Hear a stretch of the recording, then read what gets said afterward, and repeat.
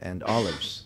That's all good, but that's not where it stops, because Islam necessitates that you actually see a medical physician or a medical professional when you have a serious condition. Otherwise, you are liable for causing harm unto yourself. So it definitely extends beyond the honey business. That's one. The last question he said, fasting. All right. So because anytime there's no definitive answer to this, because obviously we're split, and the splitting is the classical opinion is if you take something and it goes through the GI tract, because that's how they viewed nutrition happens. Nutrition can go only if it goes through the GI tract.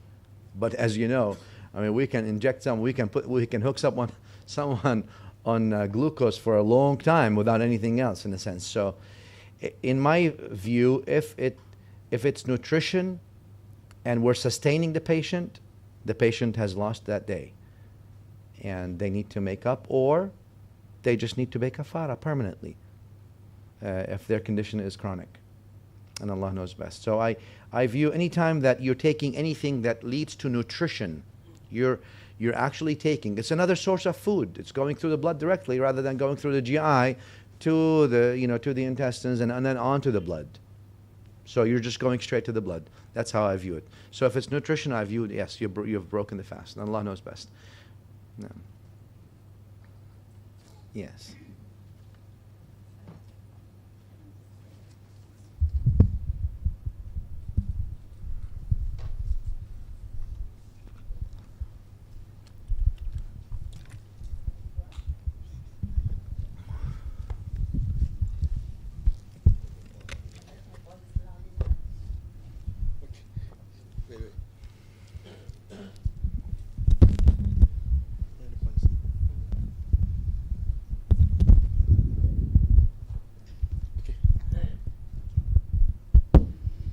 Assalamu alaikum. Alaikum salam. I'm going to move away from issues of fiqh Okay. to, inevitably when we talk about medicine and all, it's normally the issues of fiqh that people always ask. But I just want to ask a general question, because in the last couple of weeks I've been approached by two people who has got grandiose ideas. I thought it's grandiose, but I thought it's fantastic ideas about forming a Sharia compliant hospital. Okay, and I thought that was really, really great. One, I think maybe you know, is Professor Rashid. He used to be in Cyberjaya, and I think quite successfully put in inputs of the Islamic input into their curriculum quite nicely as well. We were trying to do that too for about 5 years ago. We were trying to set up and search that, and I think parts of it got in, because I think it went into the nursing curriculum to actually teach people how the practical ways of doing wudu, when they are in lying down and things like that. So I think that was quite good. But I thought it was very fascinating. These two people from separate entities, actually. One was trying to set it up in Bangi and Penang, and the other person that I was trying to set up something like Raudah City, in which everything else is Islamic, Islamic housing area with an Islamic compliant hospital. I thought it was fantastic. And this particular person is also, if you heard of Brainy Bunch, they are actually a Montessori preschool as well. But anyway, what I'm trying to ask is, through all your travels, have you come across any place that that any hospitals as such that is Islamic compliant as such and has done that successfully? Because they were trying to set up a model, and it's going to be like experimental in the beginning. So it would be quite good if you have to actually introduce to this group of people, and they're very, very serious about doing this. And I'm not sure whether, in your opinion, that is necessary, because like you say, if you can have different genders treating, in circumstances like that, is there any necessity to have a Sharia compliant hospital? So your opinion, please. I have to admit, this is a nice innovation. Is it innovation? Okay. I mean, innovation is in a nice way. I can see the potential finances out of it. Oh, I don't think that. No, but let me think about that as well. Look, I think it's a good idea. I mean, it's a good idea. And what can I do with Sharia compliant? As I would like to know. All right. So, other than educating the patient on how to do wudu or salah and their based on their, let's say, burn patient units or other people or et cetera, et cetera. How do I educate them to do what they need to do? All right. That's sort of another service that your hospital, any hospital, can latch on. You can have a chaplain. You can have a Muslim cleric. That for every unit, his job or her job is to do what that education. Now, what else are you gonna? How else can it be compliant? Gender separation, let's say. All right. So okay. How else will treatment be? Will treatment, in other words, will you refrain from using ethyl alcohol? You can't do that because it's not possible.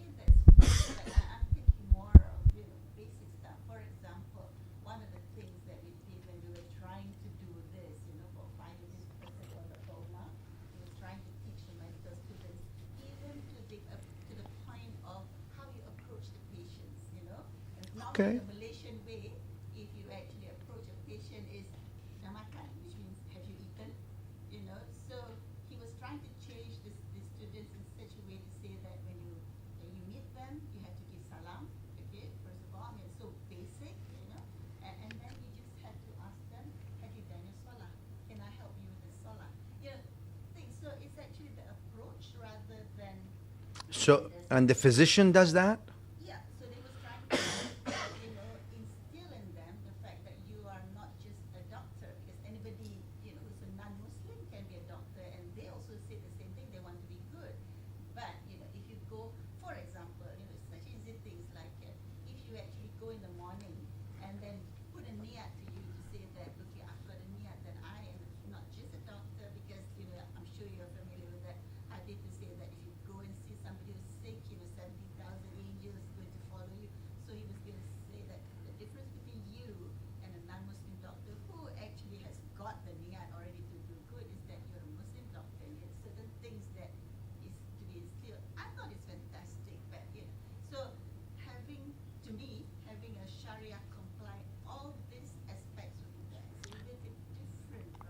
I think it's not. I mean, what you're telling me, you're spending, if the physician is spending more quality time with the patient. Now, that's great. You got to find a financial compensation for that because, things go by head. But if that's possible, yeah, definitely. I think more quality time, like the good old days when the family physician knew everything about everything. Obviously, now we know that means they didn't know anything about anything. But at that time, obviously, I mean, 60 years ago, there was one physician for the whole neighborhood, not just the whole family. And he treated everything from the common cough and cold to you name it. OBGYN procedures, the guy was everything. But the thing was, there was a human touch with medicine. Medicine is becoming much more commercialized. There's no more human touch. Obviously, you come in, you're already reading the whole thing before you're coming in. You know the name, so you know everything there. Okay, so I know what it is because everything is done. Open the door. Good morning, sir. My name is Dr. So-and-so. How are you doing today? Great. Let's see what we have. How where were you yesterday? What did you eat? Where's the pain? Here. So this is what we do, and you're spending less than a minute or two with the patient to come up with a diagnosis, probably a couple of differentials, and then leave it at that. If you can develop a system that's also financially rewarding because you want to keep your physicians from running away, if you can develop a system that's financially rewarding for the physician to remain and give more quality and make it like this, and also add a spiritual component, let me say, rather than a mechanical religious component, but also a spiritual component to it, I think that's great. And I think that's going to, there you go, the placebo is 33%. So I think that at least works. And obviously when we can tell them, I used to have a friend of mine who used to prescribe to his Muslim patients, along with the amoxicillin 500, 3 times every 8 hours, 100 times astaghfirullah, 200 times per day, la ilaha illallah, 100 times per day, Allahumma salli ala Sayyidina Muhammad, on the prescription pad. He gives it to him. So you do 100%, do tawbah 100 times every day, twice per day. I think that's good. We always thought that was funny, but nice. It's a nice reminder for all of us. Look, I mean, the more we have a human touch, the better it is. That's a fact. People need love. you know. All of us need love. What the world today needs is more love. And in a time where every minute counts and, you know, the dollars are just running ka-ching, ka-ching, ka-ching, ka-ching every second, I don't have time to waste listening to all your things. Yeah, you know. So if you can develop that system, I think that's great. Unfortunately, the way the world is going is cutthroat. But it's a great idea. I don't want to shoot it down. I think it's a great idea. I think we should extend our research and our things into what? Muslim alternatives for non-halal medications, non-halal procedures. I think that's a priority more than the social environment in a hospital.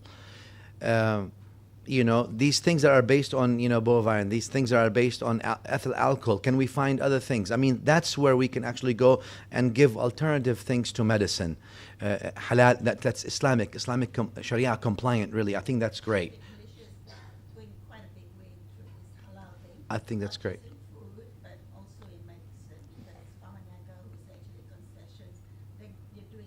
I think that's great, and that will serve not only the Malay. This example, you can take it all over the world, and guess what? Even non-Muslim countries may adopt that. Why? Because it comes down to the dollars and cents. If I can do that and I can, you know, alleviate the sensitivities of other people, sure, I'll make more money. That's what I care about. So I think that would be a great. Also, educating more female and male physicians, making them widely available in every single field in medicine, both males and females. I think that's also an emphasis in a Muslim in a Muslim majority country like Malaysia.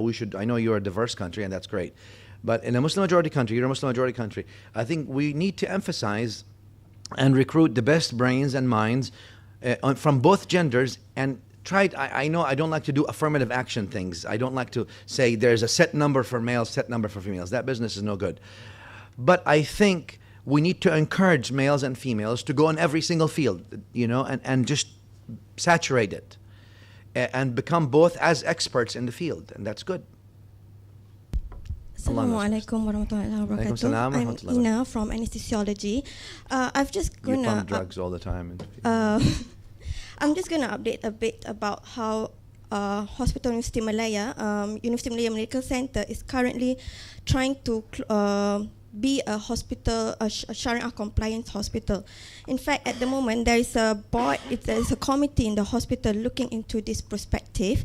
We actually we have been brought as a committee to follow another hospital, which is a private hospital that is actually quite small, so they can actually do this quite easily rather than like us with 1,200 bedded to change immediately to a Sharia compliance hospital.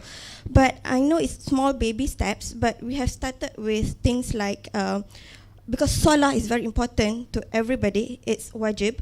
So if you realize that every time there's an azan, there will be announcement to say, sudah masuk, that's the time for Salah. So those patients who's unable to Salah, the nurse will please call for a nurse and they will help you. And the nurse, then we have this program on a weekly basis to teach the nurse on how to perform wudu for the ill patient and how to teach them how to do salah. I mean, these are little baby steps, but I think PPUM is looking at it quite closely.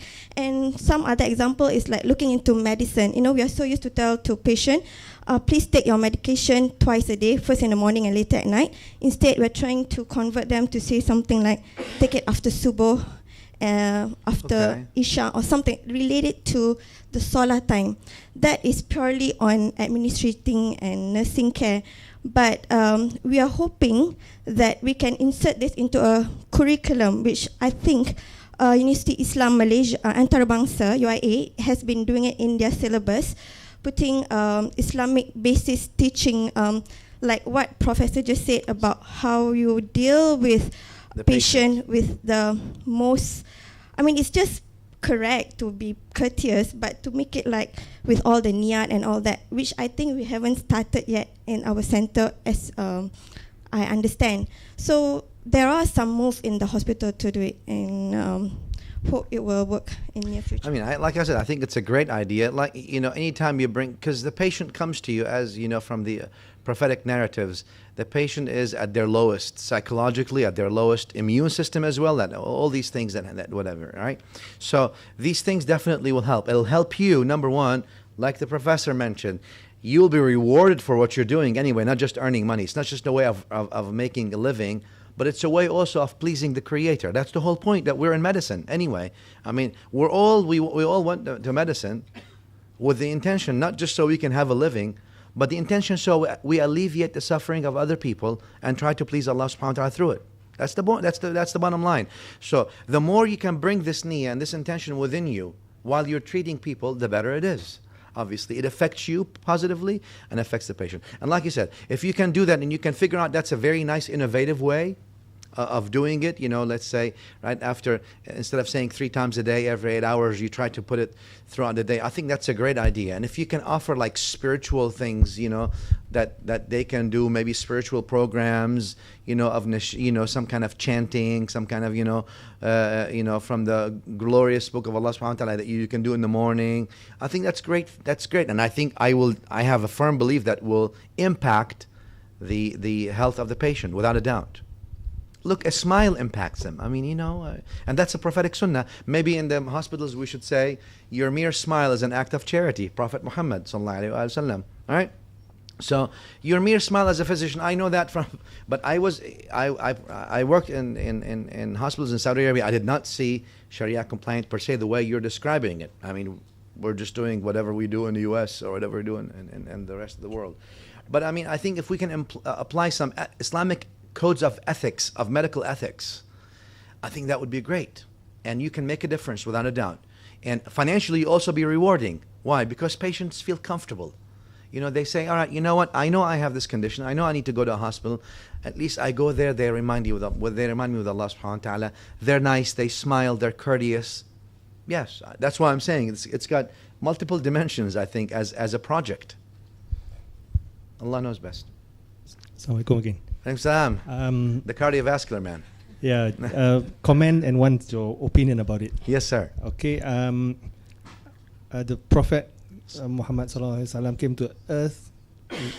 He said to us that he's here to complete our manners.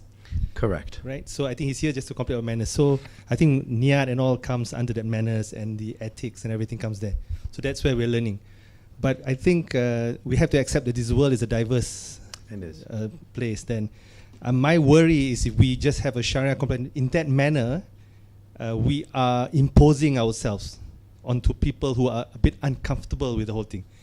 But it is a good thing, but it's how we do it. It's important. So we must remember, to me, I read some book somewhere, I can't remember now, is that it's whether what you want to form an Islamic state or a state of Islam. A state of Islam means it's in your mind. So you can live anywhere in the world, but you have the state of Islam. So that is what you want.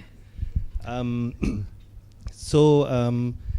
I going to say? Anyway, so that's about it. But what I want to know is, like for example, can you give us any examples of a good Islamic manners? Like for example, maybe from Ibn Sina or somewhere, that how do they treat the people? How do they go about? Like for us, for example, before we start a heart surgery on a Muslim, for example, we remind them to read the Shahada and also the Salawat, just to remind them just before we put them under anesthesia, things like that. So what is your opinion on that? Oh yeah, one more thing, sorry. Yeah. The one I forgot is that halal business, to me, it is actually halal is a form of accreditation. It does not only mean porcine and all these things. It goes all the way down to whether you have child labor producing the product. To that extent, all the way up. So that makes it into a halal. It's probably the first standard of accreditation in the world before, as compared to JCI and the SIRIM and the ISO and all that. Yeah. Can you give me your opinion? Thanks. Yeah, definitely. Starting from the back to the front, I think I agree with what you said. Surely, it's just similar like eating food. I mean, we talk about, having halal chickens, for example, and that means we dwarf that into the manner of slaughtering that chicken, and that definitely that's contradictory to the wholesome approach that Islam talked about, it's not about just halal, it's about halal and tayyib. It's about pure and halal as well. And that means the manner in which that animal was raised, the way it was raised, the food it ate, all that stuff is part of the whole deal. So it's always Islam always looks at things from a very comprehensive and wholesome approach rather than just again, one thing out of that. As far as the first one, the first question, look, I think without imposing is good. I'll tell you my experience in the United States of America. In the United States, we have many private hospitals are actually religious based. Mount Sinai Jewish Hospital. We have Catholic Hospital, so and so and so, Presbyterian Hospital, right? Rush Presbyterian in Chicago is one of the most known hospitals, training hospitals in the world, in the U.S. and in the world. And it is based on Christian faith, more or less, obviously. There's no dogma in hospital. This is not a church. It's not a mosque, per se. But you'll find cross and things, and you'll find sayings of, attributed to Jesus and all these things. I think it would not be that uncalled for and unwarranted to have also something Islamic hospital, which would mean no dogma. It's not a religious theology seminary. There's no dogmatic stuff here, injections, but maybe just showcase the ethics of Islam and these things in a very neutral way. I think that's a great idea. Having said that, to the second question, you said, okay, yeah. Among the things I think that Muslim physicians in the early days used to always tell their patients is, look, healing is with Allah subhanahu wa ta'ala. We can do what we know, and what we know is limited, but Allah can heal you instantaneously, and your healing is with Him. I don't want you to depend on me as much as you depend on Him subhanahu wa ta'ala. So try to connect that patient with Allah subhanahu wa ta'ala and tell him that Allah can reverse your condition instantaneously now. So keep that in mind. On my side, this is what I can do, and I'm going to do this. With the help of Allah, we're going to do it. So try to give, I think that connecting, they used to connect the patient to the Creator more than they connect them to themselves. Sometimes today you say, yeah, sure, we'll give you this, and we'll take care of it. We'll give you some insulin. You get the insulin injected blah, blah, blah. I think it's good to keep what the old, and in that part of a Sharia compliant, I don't want to call it Sharia compliant, I just want to maybe Islamic something, I think that would be nice, yes.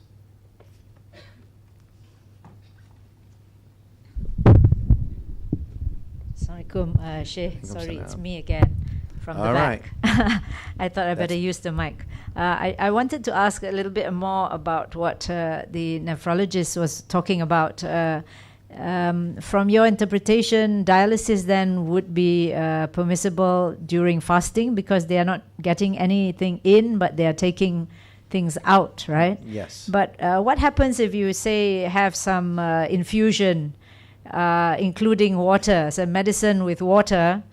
Does that negate that's your nutritionist? Yes, that's that's nutrition. That's so that's right. not allowed. That's right. Okay. It's allowed, but that patient. Remember, we have to let patients who have chronic conditions understand that fasting is not what Allah wants them to do, because of the prophetic narrative that you shall do no harm. You're not supposed to do harm to yourself. And that's why Islam exempted those who are sick. Exempted. And exempted doesn't mean now you need to feel bad because you're exempted. No. Yeah. This is proper for you. This is the right thing for you. And this is how it's pleasing the Creator by you doing this. And that's why the Creator opened other avenues for you to make up as if you are fasted, as if you fasted. Yes. And therefore, you spend that money into the whole avenues for that. And I think that's something that we need to, we don't want to make the patients feel bad because you are unable to fast now and you're missing out. You know what? You occupy your time with the remembrance of the Creator and all these things while we're doing this, and you do your this, and you'll be okay. And if it's a chronic conditions, and I know